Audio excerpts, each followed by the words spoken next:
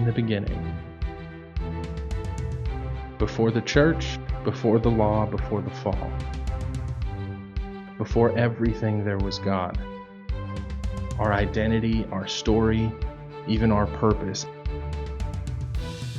Everything has to start somewhere. And in the beginning, God.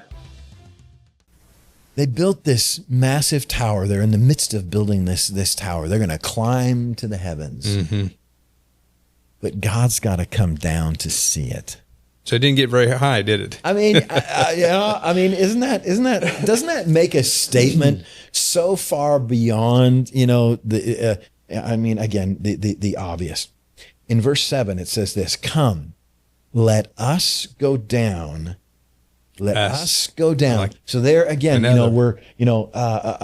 we have these nuggets, these trails in the midst here that pointing us towards what we refer to as systematic theology, referring to the us, the triune nature of the living God, the Father, the Son, and the Holy Spirit. Is that fully understood here? Has God fully made that, known here? No. It's an unveil, he unveils that as time goes on. It is built, our understanding of that is built systematically. But here's what it says.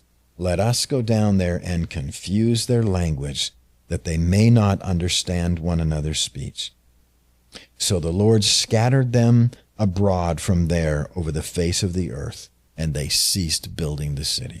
The reality that how often in my own life have I tried to get to God on my own terms? Ooh, I wish you wouldn't have said that. How often, am I trying to make a name for myself instead of making his name great? Even as someone who at this point knows better. Yeah. Yeah. Yeah. I mean, you understand those who have not come into a relationship with God through Jesus yet.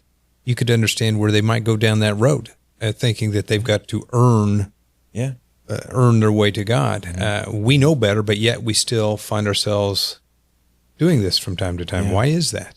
I think sometimes we do that in order to not have to face the simple reality. Because we look at the Tower of Babel, and not only is it a people looking to get to God on their own terms, not only is it a people looking to make a name for themselves, but this is a people who are blatantly ignoring the commands of God. Now, we can get into another discussion of whether those commands, whether we should include the 10 Commandments, or we should go to, the Sermon on the Mount and other places and obey them. But there's some basic ones that cross lines in the midst of there. Thou shalt not kill. That's one that kind of goes across both testaments. Thou shalt not commit adultery. Because eventually we're going to get to things like don't lie, don't covet, and things that Jesus doesn't wipe away like he does the dietary laws, mm-hmm. that he strengthens. Mm-hmm. And then we get to the worst one, I think. And I think it is the worst one. Because if we look at the Tower of Babel for what it would say to us, does it not bring in glaring fashion things that we worship that are not God? And the biggest thing in our Western world has a weird little sign. It's an S, and it's got some lines through it. It's what we accumulate in our bank accounts.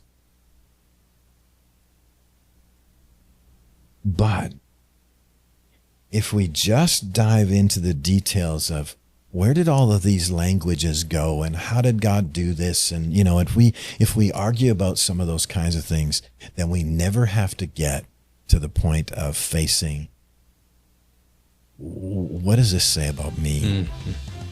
The beginning matters. Knowing who God is and what he's done, knowing where we come from, helps us understand where he is leading us.